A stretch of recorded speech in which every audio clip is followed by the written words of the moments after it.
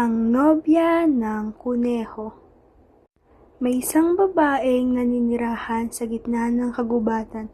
Siya ay may anak na dalaga na maganda at mabait. Sa kanilang bakuran ay may hardin na may maraming repolyo, at sa tabi ng hardin ay may isang malawak na damuhan na palaging dinadalaw ng isang kuneho.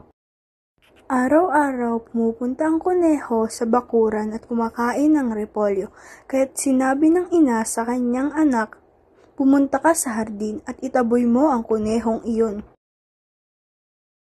Lumabas ang dalaga at sinabi sa kuneho, "Hoy kuneho, huwag mong kainin ng repolyo, kung hindi hahabulin kita."